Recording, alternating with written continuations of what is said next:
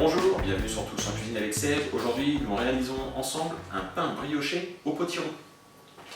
Pour réaliser ce pain brioché au potiron, bien évidemment du potiron, donc là 400 grammes, qu'on a pris soin de peler, et on a aussi ôté les graines et la fibre qu'il y avait au centre. Il va nous falloir une cuillère à soupe de sucre, 250 g de farine, c'est de la farine classique type 55 celle-ci, 50 g de beurre, un œuf, 10 centilitres de lait à température ambiante et un sachet de levure sèche. La première opération, on va faire cuire donc le potiron à la vapeur, donc on le coupe, voilà, des gros morceaux comme ça. Une fois que c'est coupé, vous les mettez dans un plat pour les cuire, enfin dans un plat, dans un cuve vapeur où moi j'ai des petits ustensiles comme ça. Et c'est parti pour à peu près 25 minutes de cuisson à la vapeur.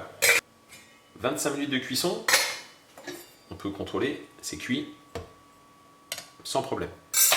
On va maintenant les égoutter. Pour les sortir, c'est un peu compliqué.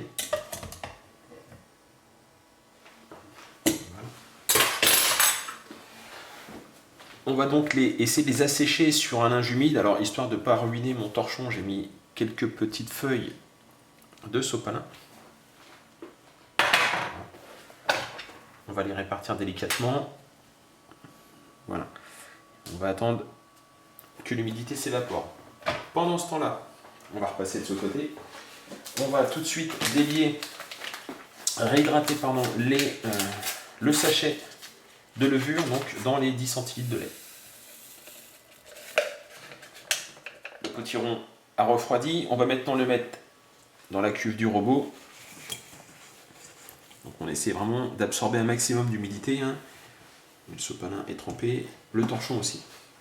Il me semble avoir oublié tout à l'heure dans la présentation de vous dire qu'il fallait du sel, mais il va nous falloir du sel, donc en l'occurrence une pincée de sel, une belle pincée, voilà, qu'on va mettre sur le potiron. Je vais d'ailleurs enlever la cuve, ce sera plus simple. On va rajouter la farine. On va mettre une cuillère à soupe de sucre, une pincée de noix de muscade,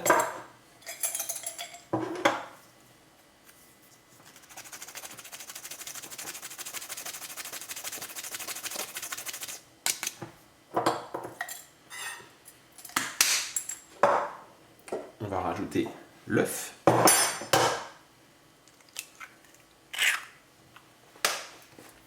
on va rajouter le beurre, donc on va le couper en petites parcelles.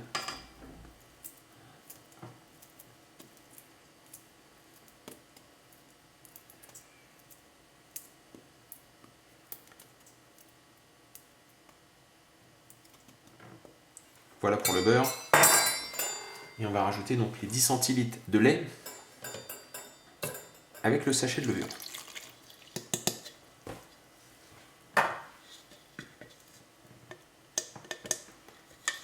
Et on va passer tout ça au robot.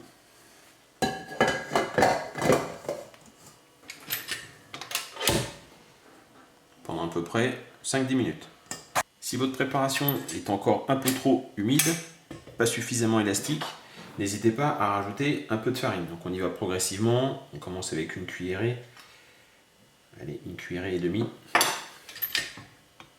et on repasse au rond. La préparation, vous avez beurré un moule à cake, on va venir tout simplement déposer la pâte dedans.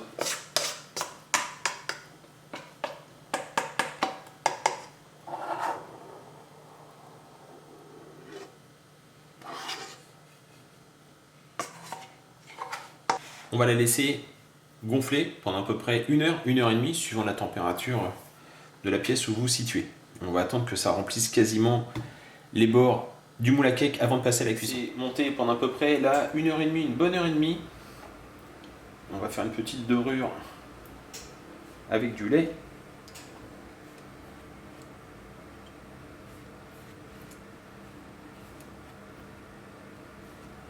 Voilà. On va faire quelques petites incisions.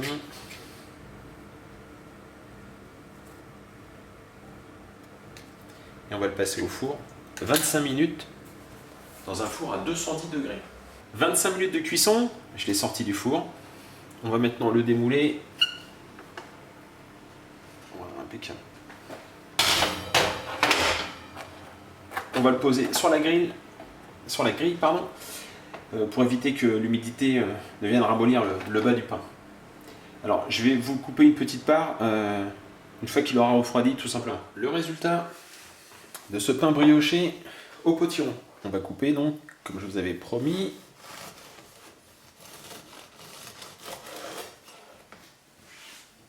Je vais en couper une tranche.